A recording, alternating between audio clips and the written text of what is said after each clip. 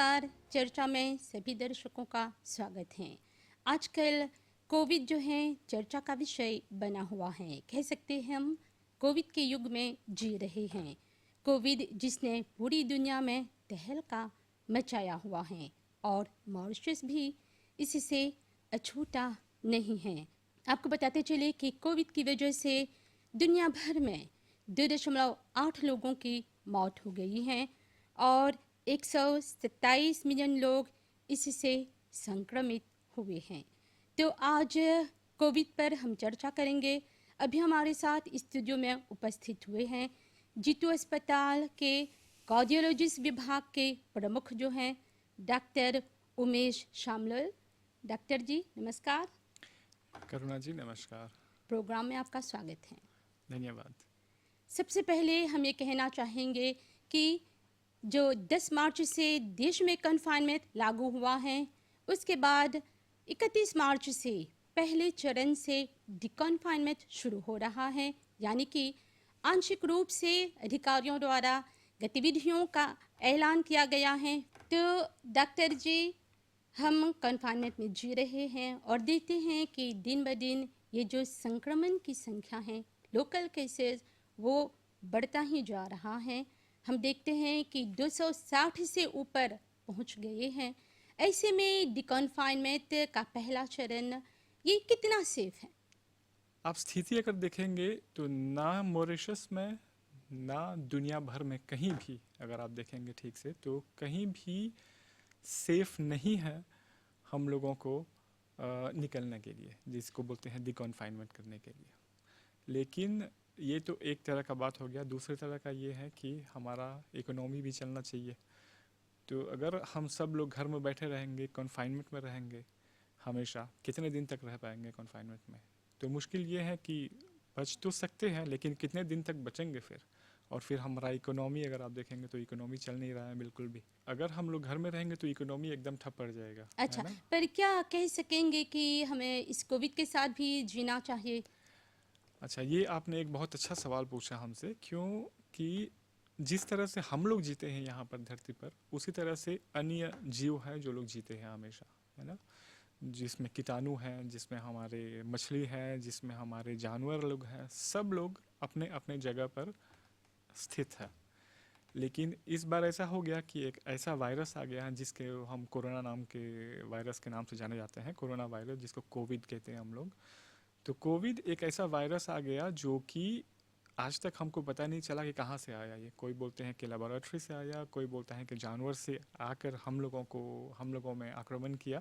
ये वायरस आया है जाने के लिए नहीं, ये वायरस आया है हमारे बीच ही रहेगा। ये वायरस शुरू से लेकर आज 1 साल हो गया हम लोग इससे जुड़ रहे हैं, हम लोग इससे लड़ रहे हैं, लेकिन आज तक हमको ऐसा कोई भी दवा नहीं मिला जिससे हम इस वायरस को मार सकते हैं। अच्छा, तो पिछली बार हम देखते हैं कि 2020 में मार्च में ही हम कन्फाइनमेंट में गए थे और एक संयोग की बात, इस बार भी मार्च महीने से ही कन्फाइनमेंट जो है शुरू हुआ है। पर हम देखेंगे कि गत बार और अब की बार फ़र्क क्या रहा है इस स्थिति में? जैसे कि आपने कहा, 1 साल से हम लोग पिछले साल कन्फाइनमेंट में गए थे, कुछ दिन कन्फाइनमेंट में रहे थे। कन्फाइन क्यों करते हैं हम आदमी को, मतलब घर पे क्यों बंद करके रखते हैं? क्योंकि जो आदमी बीमार है, कम से कम वो आदमी घर पर ही रहेगा या हॉस्पिटल जाएगा, तो उसको लेकर हम लोग ट्रीट करते हैं, हम लोग उनको दवा देते हैं ताकि वो लोग ठीक हो जाए। और जब हम लोग घर में रहेंगे तो बीमारी को फैलाएंगे नहीं। तो पिछले बार हमारे पास कम केसेस थे, जैसे कि शुरू में 3 केसेस आए तो ये एकदम नया केसेस थे, तो तीनों को हम लोगों ने लेकर कन्फाइन कर दिया, उनको ट्रीटमेंट दिया ईएनटी हॉस्पिटल या सूर्याक हॉस्पिटल में। तो इस तरह से हमारे यहाँ बीमारी फैला नहीं। लेकिन इस बार स्थिति अलग है। स्थिति अलग इसलिए है क्योंकि इस बार जो हमारे पास जो बीमारी आया है वो बाहर से नहीं आया है, क्योंकि बाहर के लोग आ जा नहीं रहे हैं हमारे यहाँ। इस बार हो सकता है कि कहीं कुछ चूक हो गया होगा, कहीं कुछ कमी रह गई होगी, जिसके वजह से जो हमारे पास जो स्ट्रेन है, जो लोग बीमार थे हमारे यहाँ, जो ईएनटी में है, जिनका ट्रीटमेंट चल रहा है, लगता है कि यहीं कहीं से हमारे यहाँ से निकल कर ये बीमारी फिर हमारे सोसाइटी में फैल गया। इस बार फ़र्क ये है कि पिछली बार 3 लोग हमारे पास बीमार थे और धीरे धीरे कर कर थोड़ा बढ़ा, लेकिन अभी कम से कम जैसे आपने बताया कि 260 के करीब हम लोग आ गए। इस बार हम लोग ऐसा भी देख रहे हैं कि बहुत लोग हैं जो बीमार हैं लेकिन बीमारी के लक्षण नहीं हो रहे हैं। तो जब बीमारी के लक्षण नहीं आ रहा है हमारे में, मतलब हम लोग फीवर नहीं हो रहे हैं, खांस नहीं रहे हैं, बीमार नहीं पड़ रहे हैं, तो बीमार नहीं पड़े तो हम लोग हॉस्पिटल नहीं जाएंगे। तो जो जो आदमी हॉस्पिटल नहीं जा रहा है या जो आदमी डॉक्टर के पास नहीं जा रहा है लेकिन उनके पास वायरस है, तो हम लोग सोसाइटी में जा रहे हैं, मिल रहे हैं, शादी में जा रहे थे, सेमिनार में जा रहे थे, सब कोई ऑफिस जा रहे थे, तो क्या हुआ कि लगता है कि हमारे सोसाइटी में काफ़ी जगह ये बीमारी फैल गया। फिर भी अभी थोड़ा कंट्रोल में है, क्योंकि जैसे हम लोगों को केसेस मिला तो कन्फाइन कर दिया। अगर हम लोगों ने कन्फाइन नहीं किया होता तो होता क्या कि जो अभी हमारे पास 260 केसेस है, हो सकता है 2000 के ऊपर केसेस होते। कोविड जो है इतनी बड़ी पहेली क्यों है? क्या विगत में संक्रामक बीमारियां नहीं थी? क्या अब ये कोई नई बीमारी आई है? इससे पहले कोई ज़्यादा जानलेवा या संक्रामक कंटेजियस बीमारी नहीं थी? नहीं, ऐसी बात नहीं है। हमारे बीच हमारे सोसाइटी में बहुत तरह की बीमारियां हैं। कोविड एक तरह की बीमारी है, जैसे हम लोगों को खांसी होता है, जैसे मौसम बदल गया तो खांसी हो गया। तो ये सब बीमारी जो होते हैं सारे वायरसेस से होते हैं। वायरस हो, दो छोटे छोटे कीटाणु होते हैं जो एकदम हमारे एटमॉस्फेयर में, जैसे यहाँ पर अभी हम लोग बैठे हैं, यहाँ पर भी वायरस है, यहाँ पर भी बैक्टीरिया है, ये टेबल में भी वायरस है, टेबल में भी बैक्टीरिया है। लेकिन ये सब वायरस और ये सब बैक्टीरिया हमारे यहाँ हमेशा से है, तो हम लोग इनसे इम्यून हो चुके हैं। इम्यून हो चुके हैं कि मतलब एक बार इससे बीमार हो गए हम लोग तो फिर से बीमार नहीं होंगे। अब कोरोना वायरस अलग से इसलिए है कि कोरोना वायरस से भी जो हम लोगों को बीमारी होता है, क्या होता है, हम लोग देखते हैं कि हमारे नाक में गया, फिर मुंह में गया, फिर उसके बाद से हमारे लंग्स में फैल गया, हमारे फेफड़े में फैल गया। तो ये एक तरह न्यूमोनिया टाइप का होता है, वायरल न्यूमोनिया जिसको बोलते हैं। तो वायरल न्यूमोनिया ऐसा नहीं है कि ये नया है, नहीं ये नया है, लेकिन ऐसा नहीं है कि हमारे पास नहीं था। हमारे पास बहुत तरह के वायरल न्यूमोनिया है, बैक्टीरियल न्यूमोनिया है, जो हम लोगों को हर बार जब सीजन्स चेंज होता है तो किसी को कम होता है, किसी को ज़्यादा होता है, लेकिन सभी को होता है। जब हम लोगों को ये बीमारी होता है तो उसमें मरने के चांसेस बहुत कम रहते हैं। अब कोरोना वायरस अलग से इसलिए हो गया क्योंकि 10 या 20 गुना ज़्यादा आदमी लोग मर रहे हैं, जो कि हमें पहले जो बीमारी होता था वायरस से, उससे ज़्यादा ये हो रहा है, क्योंकि ये एक नया वायरस है। कभी हम लोगों ने ऐसा वायरस को देखा नहीं है, दुनिया में कहीं भी ये नहीं था। कहाँ से आया किसी को अभी तक पता नहीं है। तो जब नया वायरस है, कोई भी पॉपुलेशन में जब एक नई बीमारी फैलती है तो हमेशा ये होता है कि वो बहुत लोगों के जानलेवा होता है। जैसे कि एक ज़माने में स्पेनिश फ्लू आया था। स्पेनिश फ्लू जब आया था तो शुरू में काफ़ी लोग मरे हुए थे उसमें, जो सेकेंड वर्ल्ड वॉर के जब हुआ था, जो उसमें आया था। अगर आप देखेंगे पिछले साल और इस साल में, तो पिछले साल में अभी तक कम से कम 10 लोग मर गए थे हमारे कंट्री में, हमारे देश में। लेकिन अभी देख रहे हैं तो एक ही डेथ हुआ है। इसका मतलब ये है कि हो सकता है कि ये वायरस, क्योंकि ये वायरस जैसे मैंने आपको शुरू में बताया कि जाने के लिए नहीं आया, ये वायरस हमारे साथ रहने के लिए आया। अच्छा, अपनी जगह बना अपनी चुका जगह है बना वो चुका यहाँ है, पर। हमारे साथ है। अब जैसे अभी देख रहे हैं हम लोग, कुछ कुछ लोगों को वायरस है लेकिन बीमारी के लक्षण नहीं है। इसका अच्छा, मतलब है वो आदमी थोड़ा इम्यून टाइप हो जा रहा है उससे, कि थोड़ा सर्दी खांसी हुआ लेकिन फिर वो ठीक हो गया। अच्छा, पर यहाँ पर मैं ये पूछना चाहूँगी, आपने कहा वायरस हैं, बहुत से लोग जान गंवा रहे हैं इसकी वजह से, पर कुछ लोग ठीक भी हो रहे हैं। तो ये वायरस जो हैं, किन लोगों को ज़्यादा प्रभावित करता है? किन लोगों के चल बसने की ज़्यादा संभावना रहती है? ऐसा नहीं है कि ये वायरस मतलब किसी को चुन रहा है बीमारी होने के लिए। बच्चा से लेकर बूढ़े आदमी तक लेकर, उसे जवान से लेकर सभी को ये वायरस होगा, है ना। हम्म। और ये वायरस थोड़ा इसलिए अलग से हो गया क्योंकि ये जान ले रहा है। ऐसा नहीं है कि जिसको कोरोना हाँ, वायरस हो गया इसका मतलब वो मर जाएगा, किस ऐसी बात नहीं वर्ग है। के लोगों को इस वायरस की वजह से मृत्यु प्राप्त हो रही अच्छा, है? वो मैं आ रहा हूँ उसी में। तो ये वायरस ऐसा नहीं है कि बच्चा लोगों को इन्फेक्ट नहीं करेगा या बूढ़े लोगों को इन्फेक्ट नहीं करेगा, जवान लोगों को नहीं करेगा। पर कुछ समय था कह रहे थे कि बच्चों को इससे खतरा नहीं, पर आजकल देखते हैं 1 महीने का शिशु भी इससे आप संक्रमित हो रहा एकदम है। सही बता रहे हैं आप। हम लोगों ने कहा था, या हमारे जो साइंटिस्ट लोग हैं वो लोग कहे थे कि वायरस इन्फेक्ट सबको कर रहा है, लेकिन जो मृत्यु हो रहा है तो मृत्यु बच्चा लोगों में या यंग लोगों में थोड़ा कम हो रहा था। लेकिन उसके बाद जब हम बोल रहे थे कि 60 या ऊपर के लोग जो हैं उन लोगों को ज़्यादा चांसेस हैं कि वो लोग मर सकते हैं। ये क्यों हो रहा था? क्योंकि जब हम लोग थोड़ा उम्र में बढ़ते हैं तो थोड़ा सा वीक हो जाते हैं, हमारा इम्यून सिस्टम ही वीक हो जाता है। जब हमारा इम्यून सिस्टम वीक हो जाता है और उसके अलग से काफ़ी बीमारियां भी हो जाती हैं हम लोगों को, मान लें आप 50 साल के हो, 60 साल के हो, 80 साल के हो, तो उस समय हमारा बॉडी एक तो वीक हो जाता है, हमारा इम्यून सिस्टम वीक हो जाता है। हो सकता है हमको डायबिटीज़ हो सकता है हमको अलग बीमारी हो सकता है हमको कैंसर हो सकता है हम लोग डायलिसिस पर हो सकता है बहुत तरह के और बीमारी हो। तो अगर आपको पहले से ही कुछ बीमारी है और उसके बाद से कोरोना वायरस आ रहा है तो हम लोगों को मरने के चांसेस ज़्यादा होते हैं। लेकिन ऐसा नहीं है कि बच्चे लोगों को वायरस इन्फेक्ट नहीं करता, सभी लोगों अच्छा। को वायरस इन्फेक्ट करेगा ही। और उसमें मरने के चांसेस उन लोगों को, क्षमा कीजिए, उन लोगों को ज़्यादा होता है जो लोग पहले से ही किसी बीमारी से पीड़ित हैं या जिन लोगों का इम्यून सिस्टम थोड़ा सा वीक है, तो वो लोग फाइट नहीं कर सकते हैं इस बीमारी से, तो उन लोगों के मरने के चांसेस ज़्यादा रहते हैं। अच्छा, तो अब जबकि इस वायरस को लेकर वैक्सीनेशन टीका सामने आ गया है, अनेक टीके हैं, फाइज़र, कोवैक्सीन, स्पुतनिक या सिनोफार्म। अब क्या हम ये उम्मीद रख सकते हैं कि इस वायरस से निजात, छुटकारा प्राप्त हो सकता है?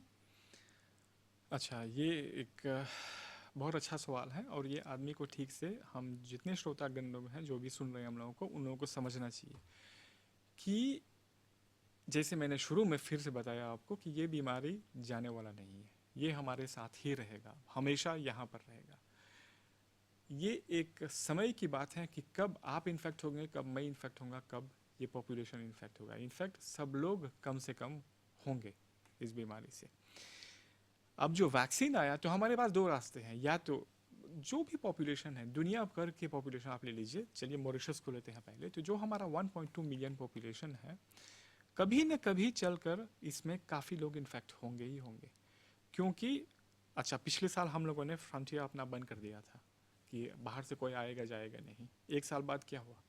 एक साल बाद हमारे सोसाइटी में से ही ये बीमारी निकलकर फिर फैलने लगा। ये बीमारी फैलेगा ही क्योंकि एक नई बीमारी है। जो भी बीमारी जो नहीं रहती है तो वो फिर फैलने का चांसेस हमेशा ही रहता है। अगर कल को हम लोगों ने अपना जो बॉर्डर है खोलेंगे तो फिर टूरिस्ट लोग आना शुरू करेंगे, हम ही लोग घूमने जाएंगे बाहर या बिजनेस ट्रिप पर जाएंगे या कोई सेमिनार में जाएंगे। हम लोग, जो आदमी होता है वो कभी भी एक कोने में बैठ के नहीं रह सकता, क्योंकि हम लोगों को आविष्कार करना है, हम लोगों को बिजनेस करना है, हम लोगों को अपना लाइफ जीना है, हम लोगों को शादी में जाना है, हम लोगों को बर्थडे पार्टी में जाना है। आदमी हमेशा ग्रुप में जिया, आदमी कभी अलग से नहीं जिएगा। तो ये बीमारी जो है हमारे साथ ही रहेंगे। तो इसमें दो रास्ते हैं एक पॉपुलेशन के पास, या तो सभी लोग एक बार बीमार हो जाए, उसके बाद से जितने लोग जिएंगे वो जीना कंटिन्यू करेंगे, और जितने लोग जो वीक थे, जिसको बीमारी लेकर चले गए, वो चले जाएंगे। लेकिन बाकी जो लोग हैं वो लोग एक बार बीमार हो गए तो इम्यून हो जाएंगे, इसी को बोलते हैं तो एक बार, इम्यूनिटी। हाँ, तो नहीं, एक अभी मैंने बार ये खत्म नहीं किया, बीमारी इसी लगने को से बोलते दोबारा हैं। नहीं अच्छा, होगी। ये एक बहुत डिफिकल्ट क्वेश्चन है क्योंकि बीमारी नया है, तो हम लोग नहीं बता सकते हैं कि एक बार अगर बीमारी हुआ तो अगले साल होगा फिर से या नहीं, या एक बार होने से कभी कभी ऐसा हमारा बॉडी में होता है कि एक बार हमने जो एंटीबॉडी बना दिया, जो हमारे पास सैनिक होते हैं, बना दिया अपने शरीर में, तो वो कुछ कुछ बीमारी ऐसे हैं जो कि जीवन भर आपके साथ रहेगा कि फिर से आप उस वायरस से बीमार नहीं होंगे। लेकिन कोरोना वायरस जो कि नई बीमारी है, तो इसलिए हम लोगों को पता नहीं है कि एक बार अगर बीमार हुए तो फिर से बीमारी होने का चांसेस है या नहीं, किसी को नहीं पता। अच्छा, पर सभी को एक न एक बार अवश्य इस वायरस से संक्रमित होना है। बहुत चांसेस हैं, बहुत चांसेस है कि एक न एक बार सभी को बीमारी होगा। तो इसीलिए इसीलिए तो दो रास्ते थे हमारे यहाँ। एक तो सब कोई बीमार हो गया है, जो जी रहे हैं तो वो लोग कंटिन्यू करेंगे जीना, और जो चले गए वो चले गए। क्योंकि अगर ये बीमारी हमको होता है तो एक बात हमको याद रखना चाहिए कि 80% लोगों को कुछ भी नहीं होता। एक सर्दी खांसी होता है, उसके बाद से ठीक हो जाते हैं। वो जो 20% लोग हैं वो लोग थोड़ा कॉम्प्लिकेशन करते हैं और उसमें कुछ लोग हॉस्पिटलाइज होते हैं। उन 20% में से एक थोड़ा सा कम लोग होते हैं जिनको आईसीयू में जाना पड़ता है, और उसमें से भी थोड़े कम लोग होते हैं जिसको हम लोग इंट्यूबेट करते हैं। इंट्यूबेट मतलब कि खुद से सांस नहीं ले पा रहे, तो उसकी वेंटिलेटर में डाल। वेंटिलेटर में डालना पड़ता है, क्योंकि हमारा जो जो जो फेफड़ा होता है, जो लंग्स होते हैं, तो लंग्स हमारे मतलब इतने क्लॉट हो जाते हैं कि उसमें खून आना जाना बंद कर देता है, तो ये बीमारी होती है। तो मरने के चांसेस ऐसा नहीं है कि कोरोना वायरस हो गया तो अब तो मैं मर जाऊंगा, ऐसा नहीं है। कोरोना वायरस जिसको होता है, इसीलिए आप देख रहे हो कि जितने लोग पॉजिटिव केसेस आ रहे हैं उन लोगों को हम लोग एनटी में डाल रहे हैं, लेकिन एक एक आदमी मर रहा है उसमें से, बहुत ज़्यादा लोग नहीं मर रहे हैं। नहीं तो अगर 260 है तो पूरे 260 लोग मर जाते। तो यदि मतलब कि जिन लोगों ने पहले से टीका नहीं लगाया था उन लोगों वे लोग संक्रमित हुए, पर यदि हम टीका लगा रहे हैं तब भी हमें संक्रमित होने की तो संभावना मैं है। टीका पर आ रहा था, टीका जिसको वैक्सीन बोलते हैं हम लोग। तो वैक्सीन में तो हमारे पास एक तो रास्ता वो था कि सब कोई बीमार हो जाए, जो जी गए वो चले गए। दूसरा रास्ता हमारे पास जो है कि अपने आप को, हमारे शरीर को हम लोग तैयार करें इस तरह से कि कल को हमको अगर सही में कोरोना वायरस हो रहा है तो कैसे हम उससे लड़ाई करेंगे, कैसे उससे क्या बोलते हैं उसको, कैसे उसको मार पाएंगे। तो यहीं पर वैक्सीन काम आता है। तो एक साल से हमारे जितने वैज्ञानिक लोग हैं, जितने ब्रेन्स हैं हमारे पूरे विश्व के, सब लोग मिले हुए हैं, जुटे हुए हैं लैबोरेटरी में कि कैसे करके हम लोग एक वैक्सीन प्रोड्यूस करें। तो वैक्सीन क्या होता है? वैक्सीन जो कोरोना वायरस हमारा होता है, जो हमको बीमारी देती है, उसी वायरस को लेकर हम लोग उनको इतना वीक बना देते हैं या उनको मार डालते हैं, उसी से दवा बनता है। तो वो मरा हुआ वायरस जो है, तो वो वायरस हम वैक्सीन के फॉर्म में यूज़ करते हैं, इंजेक्ट करते हैं। यहाँ पर एक इंजेक्शन हो गया, तो इंजेक्शन कर देंगे तो हमारे बॉडी को पता चलेगा कि नहीं, यहाँ पर एक इंजेक्शन हुआ है जिसमें एक अलग से प्राणी आया हुआ है हमारे यहाँ, जो वायरस है, वायरस का वो आया हुआ है यहाँ पर। तो हमारा बॉडी क्या करता है कि अपने सोल्डा बनाने लगता है, जिसको बोलते हैं अपना सोल्डा, जिसको बोलते हैं सोल्डा बनाने लगेगा। क्यों? इम्यूनिटी, इसी को बोलते हैं इम्यूनिटी डेवलप करना। तो सोल्डा बनाएगा क्योंकि एक अलग सा प्राणी आया हुआ है हमारे यहाँ। तो हमारा ये रिफ्लेक्स होता है कि अलग कोई भी अलग से आएगा हमारे शरीर में तो हम लोग बीमार पड़ जाएंगे। तो इसीलिए हमको फाइट बैक करना पड़ता है उसमें। तो जब फाइट बैक करना है तो उसी में हम लोग अपना सोल्डा बनाते हैं, अपना लामे बनाते हैं जिसको बोलते हैं, जिससे कि हम लोग उस वायरस से जूझ पाएंगे, उस वायरस से लड़ पाएंगे, और या तो वायरस हमको ले जाएगा या तो हम वायरस पे विजयी अच्छा। पाएंगे। तो वैक्सीन जब हम लोग करते हैं तो मरा वाला वैक्सीन जो हम लोग डाले तो हमारे बॉडी उसको रिकॉग्नाइज करने लगता है। फिर जब हम लोग सेकंड डोज डालेंगे वैक्सीन का तो हमारा बॉडी और अच्छा से रिकॉग्नाइज करेगा उसको। फिर उसके बाद में हम लोग जिसको बोलते हैं एंटीबॉडीज़, एंटीबॉडीज़ वही चीज़ होता है कि जब वायरस आएगा तो उसको मारने में काम आएगा वो। तो हम अपने बॉडी को, अपने शरीर को तैयार कर रहे हैं कि कल को चलकर अगर हमको सही में जिंदा वाला वैक्सीन आया तो हमारे पास वो सोल्डा है जिससे हम लोग लड़ाई कर सकते हैं। अभी हमारे पास सोल्डा नहीं है क्योंकि हम लोग कभी इस वायरस के आमना सामना नहीं हुआ है। तो अच्छा। वैक्सीन का उद्देश्य ये है, वैक्सीन कोई दवा नहीं है। ऐसा नहीं है कि मुझे वैक्सीन मैंने करवा लिया तो मुझे कोरोना वायरस नहीं होगा, ये बात बिल्कुल गलत है। तो ये जो आदमी नए को, हमारे वैक्सीन। श्रोतागण को ये समझना चाहिए कि वैक्सीन दवा नहीं है, लेकिन वैक्सीन हमारे शरीर को तैयार करता है कि कल को चलकर हमको कोरोना वायरस सही में हुआ तो हमें ख़राब से बीमार होना या सीरियस तरह से बीमार होना, कॉम्प्लिकेशन होना और हमारे मरने के चांसेस मतलब कम रहेंगे, मतलब उससे लड़ाई कर पाएंगे हम लोग बीमारी से। ऐसा नहीं है कि वैक्सीन करा लिया तो इसका मतलब है बीमारी नहीं होगा, बीमारी होगा लेकिन थोड़ा माइल्ड फॉर्म में, थोड़ा कम हल्का फॉर्म में होगा। अच्छा, तो ये वैक्सीन जो विकसित किए गए हैं, अनेक वैक्सीन जैसे कि पहले मैंने बताया था, इस वैक्सीन को लेकर भी लोगों के दिमाग में सवाल पैदा होता है। खासकर शुरू में कहा जा रहा था पता नहीं कितने साल लग सकते हैं वैक्सीन विकसित करने में, फिर 2 साल बाद या 1 साल बाद ही वैक्सीन सामने आ गया। तो यहाँ पर हम पूछना चाहेंगे कि ये वैक्सीन जो है कितना कारगर है, एफिशिएंट है। अच्छा, वैक्सीन जो भी हमारे वैक्सीन अभी बनाया गया है, सभी लोग कम से कम हम लोग बोल सकते हैं कि एक ट्रायल फेज में है। क्योंकि क्योंकि कोई भी नहीं कहा गया है 100%, कोई सत्तर भी, प्रतिशत हाँ, 80%। कोई भी 100% मतलब नहीं है, लेकिन 80-90% तक है। लेकिन एक चीज़ जो जो सही है, ये सारे वैक्सीन जो हैं, जो 4-5 वैक्सीन है हमारे, मॉडर्ना, फाइजर, जो भी कोविशील्ड हो गया, कोवैक्सीन हो गया, सिनोफार्म हो गया, जो भी वैक्सीन अभी हमको मिल रहा है, सब अभी एक तरह से ट्रायल फेज में। ट्रायल फेज में इसलिए है क्योंकि हमको टाइम ही नहीं मिला कि मतलब, क्योंकि अभी हम लोग एक इमरजेंसी सिचुएशन में है। महामारी इस तरह से फैला हुआ है कि अगर हम बीमारी को फैलने देंगे तो उसमें काफ़ी लोगों की जान जा सकती है। इसीलिए अगर ट्रायल फेज में भी है, फर्स्ट ट्रायल सेकंड ट्रायल हो गया, कोई कोई वैक्सीन है जिसका थर्ड ट्रायल भी ख़त्म हो गया। तो ये वैक्सीन हम लोग यूज़ इसलिए कर रहे हैं क्योंकि अपना पॉपुलेशन को हम लोग तैयार कर, अब 100% तो कोई भी एफिशिएंट नहीं है, लेकिन सारे वैक्सीन जो है वो कम से कम 100% एफिशिएंट है। मतलब काम करना है कि हमको सीवियर फॉर्म का बीमारी नहीं हो और हम लोग आईसीयू में नहीं जाए और हमको जानलेवा टाइप का बीमारी नहीं हो। मम्म। यहाँ पर आपसे मांग करेंगे इस पर भी प्रकाश डालने के लिए। हाल में एस्ट्राजेनेका को लेकर कई लोगों ने ब्लड क्लॉटिंग, खून के थक्के जमा होने की शिकायत की थी। इसे लेकर कुछ देशों ने, खासकर यूरोप में, इस वैक्सीन पर पाबंदी भी लगाई थी, बान। तो यहाँ पर थोड़ा सा खुलासा दीजिए। अच्छा, ये अगर हम लोग देखेंगे तो शुरू में हुआ कि बोल रहे थे कि हाँ अगर हम ये वैक्सीन ले रहे हैं तो खून क्लॉट हो जा रहा है हमारा। तो ये सब जो बोला गया सब यूरोपियन कंट्रीज़ में बोला गया है ना। और ये जो वैक्सीन बना हुआ था कोविशील्ड का, ये बना हुआ ऑक्सफोर्ड में। और बाकी फिर बाद में सब लोग आकर, वो जो कंट्रीज़ थे, जो बड़े बड़े कंट्रीज़ थे जैसे फ्रांस थे, इटली थे, वो लोग आकर बोले कि नहीं, जो हम लोगों ने कहा वो गलत था। ये थोड़ा सा पॉलिटिकल इशू हो जाता है, इसलिए मैं पॉलिटिकली इसमें आपको बोलूँगा नहीं कुछ। लेकिन उन्होंने खुद स्वीकार किया कि नहीं, ये एक पॉलिटिकल इशू था जिसके वजह से हम ये वैक्सीन को बॉयकॉट करना चाहते थे।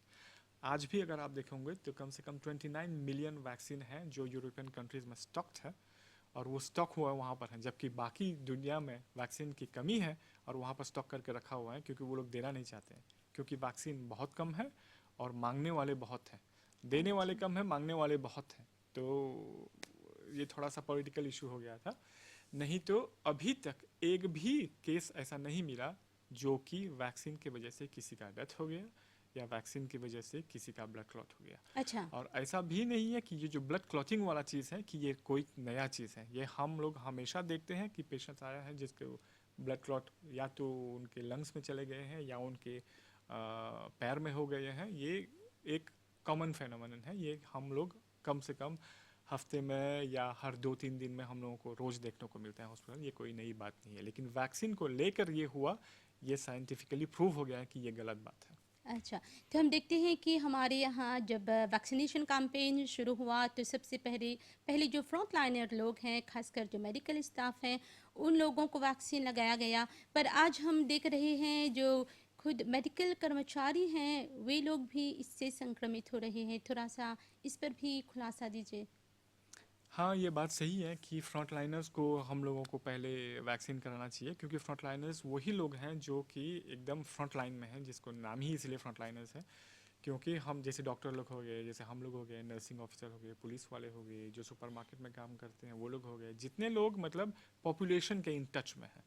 तो पॉपुलेशन से अगर जितना आप मिलोगे जुलोगे तो बीमारी होने का चांसेस ज़्यादा रहता है। तो इसीलिए फर्स्ट से पहले फ्रंट लाइनर्स को बोला गया।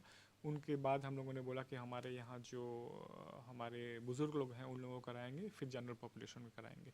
और वैक्सीन भी हमारे यहाँ कम है, अभी वैक्सीन पूरा आया नहीं है। अभी 4 लाख वैक्सीन आया हुआ था, उसके बाद से अभी 50,000 वैक्सीन, 24,000 और वैक्सीन आया हुआ है, जबकि हमारे पास 1.2 मिलियन पॉपुलेशन है। तो जब वैक्सीन हमारे यहाँ सब आ जाएगा तो शायद पूरा पॉपुलेशन को ही पर करना जो पड़ेगा। वैक्सीनेटेड कर्मचारी हैं स्वास्थ्य के, उनको भी ये मतलब कि संक्रमण हो रहा है। जैसे मैंने आपको पहले बताया कि वैक्सीन हो गया इसका मतलब ये नहीं कि आपको कोरोना वायरस नहीं होगा, फिर भी हमको बच के रहना चाहिए। इसलिए सैनिटाइज करना चाहिए, एक दूसरे से कम 2 मीटर दूर में रहना चाहिए, हमको अपना मास्क यूज़ करना चाहिए, ये बहुत ज़रूरी बात है। एक ही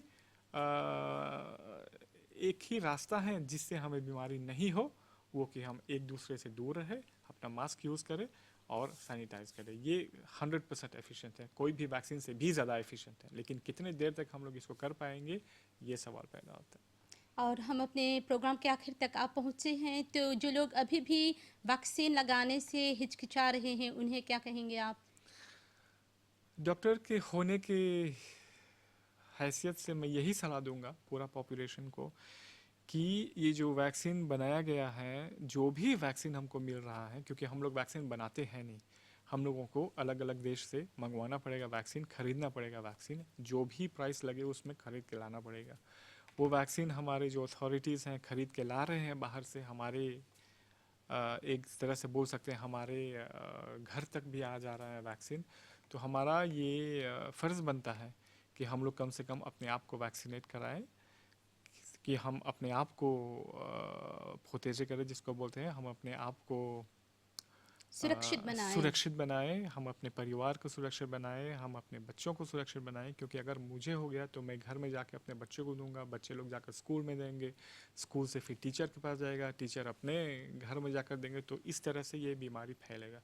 क्योंकि बीमारी हवा में नहीं फैलता, वो वायरस चल के नहीं आएगा, हम लोग खुद उस वायरस को जाकर किसी को देंगे और वो और किसी को देंगे, इस तरह से सब लोग इन्फेक्ट हो जाएंगे। इसीलिए जब हमारे पास एक वैक्सीन आया है तो ये हमारा फ़र्ज़ बनता है कम से कम अपने आप को वैक्सीनेट करें, क्योंकि फिर अपने आप को हम तैयार करें कि कल को चल के अगर सही में सच में हम लोगों को कोरोना वायरस इन्फेक्शन हो रहा है तो वो थोड़ा हल्के तरह से हो, हम लोग बहुत गंभीर तरह से बीमार नहीं हो और हमारे जान लेने के मतलब चांसेस, जान जाने का चांसेस कम रहेगा। अच्छा, समझदारी इसी में है, टीका लगवाए और खुद की रक्षा करे और दूसरों की भी रक्षा करे। एकदम एकदम, तो ये दोनों हाथ कर जोड़ प्रणाम है सब लोगों से।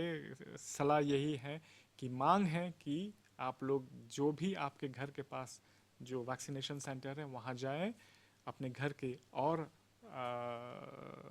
जो मेंबर हैं उन लोगों को ले जाएं और जितना हो सकता है मैक्सिमम से मैक्सिमम लोगों को हम लोग वैक्सीनेट करें। इसी तरह से हम अपने देश को बचा सकते हैं, अपने आप को बचा सकते हैं और अपने फैमिली को ठीक से बचा सकते हैं और स्वस्थ रख सकते हैं। तो जीतू अस्पताल के हृदय चिकित्सा विभाग के प्रमुख डॉक्टर उमेश शामलोल जी, इन सभी जानकारियों के लिए बहुत बहुत धन्यवाद। नमस्कार। नमस्कार, धन्यवाद। तो यहाँ पर प्रोग्राम जो है ख़त्म होता है। यही उम्मीद है कि इसमें जो भी जानकारियाँ डॉक्टर जी द्वारा दी गई हैं, आप लोगों को वैक्सीन को लेकर जो कुछ डाउट रहा है, जो कुछ थोड़ा बहुत शक रहा है और हिचकिचाहट भी, तो आप लोग निसंदेह जाकर अपना वैक्सीन कराए और अपनी सुरक्षा को मजबूत बनाए और साथ में सभी जो सावधानियाँ कदम हैं उनका भी पालन करें। तो इसी के साथ अनुमति दीजिए। नमस्कार।